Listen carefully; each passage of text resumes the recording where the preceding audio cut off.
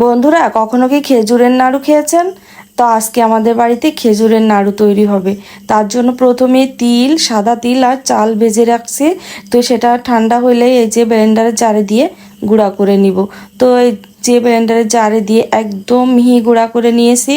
তো এটা কিন্তু আমি সাইডে রেখে এখন এই যে খেজুরগুলা দেখুন, একদম মানে আমাদের বাংলাদেশের খেজুর। তো এটা গাছ পাকা, ফ্রিজে একদিন রাখার পরে কালারটা এরকম চেঞ্জ হয়ে একটু কালো কালো হয়ে গেছে। তো এরকম মানে বেশি পাকা খেজুরই লাগবে। তারপরে হাত দিয়ে চটকে চটকিয়ে এটা একদম ম্যাশ করে নিতে হবে। আর বিচিগুলা দেখুন আলাদা করে নিচ্ছে, আর আমার আম্মাই কিন্তু হাতে মাখিয়ে নিচ্ছে। আর এদিকে নারকেল কোড়া, বেশি করে নারকেল কোড়া দিতে হবে। আর দিয়ে হাত দিয়ে চটকিয়ে চটকিয়ে এই যে বিচিগুলা কিন্তু আলাদা করে নিচ্ছে। আর এটা খেতে কিন্তু অনেক মজা লাগে। আর এই যে স্বাদ মতো মিষ্টি দিতে হবে। এখানে আপনারা গুড় বা চিনি যেটা দেন না কেন, আমরা এখানে মানে চিনি দিয়েছি। তারপরে সেই গুঁড়াটা দিয়ে, যে গুঁড়াটা আমি করে রাখছিলাম সেটা দিয়ে দিলাম।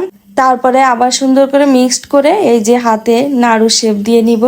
আর এটা কিন্তু নর্মাল ফ্রিজে রেখে আপনারা 1 সপ্তাহ মতো খেতে পারবেন। তো এই খেজুরের সিজনে আপনারাও কিন্তু এটা তৈরি করে খেতে পারেন।